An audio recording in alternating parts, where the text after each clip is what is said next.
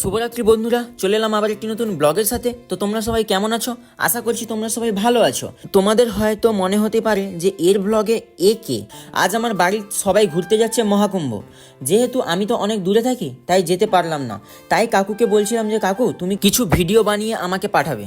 তো চলো, সেই ভিডিওগুলোই আমি তোমাদের সাথে আজকে শেয়ার করব। তো বন্ধুরা, ওরা হাওড়া থেকে বেরিয়ে পড়ে কাশীর উদ্দেশ্যে। কাশী পৌঁছে কাশীর কিছু দর্শনীয় স্থান ওরা ভিজিট করে, তারপরেই চলে যায় মহাকুম্ভে। গঙ্গার পবিত্র জলে স্নান করে ঘুরুন পুরো চারদিক।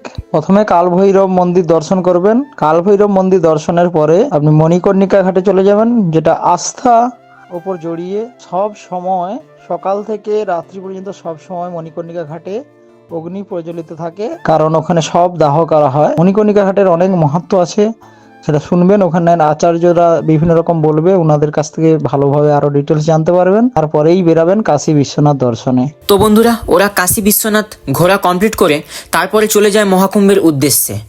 তো বন্ধুরা, দেখতেই পাচ্ছ মহাকুম্ভের ক্রাউডটা কতটা।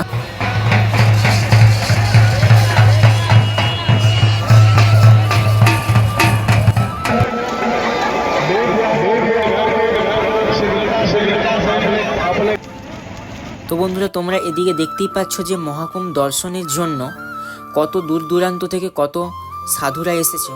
তো চলো, সেই মুহূর্তগুলোই তোমরা। কাকা এদিকে একটু স্টাইল মেরে নিচ্ছিল। এই প্রান্তের দিকে ছিল খাওয়া দাওয়ার ব্যবস্থা আর থাকার ব্যবস্থা। দেখতেই পাচ্ছ যে কত মানুষের ভিড় এখানে।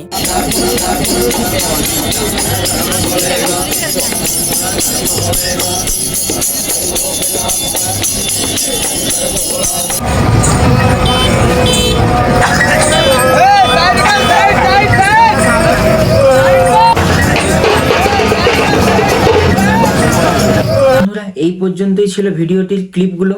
তেমন একটা ভিডিওর ক্লিপ আমাকে শেয়ার করতে পারেন। আজকের ভিডিওটি এই পর্যন্ত। দেখা হবে পরে এক নতুন কোনো ভ্লগের সাথে। আজকের ভিডিওটি কেমন লাগলো অবশ্যই কমেন্ট করে জানাও। আজকের ভিডিওটি যদি ভালো লাগে থাকে অবশ্যই লাইক আর শেয়ার করতে একদমই ভুলো না। টাটা।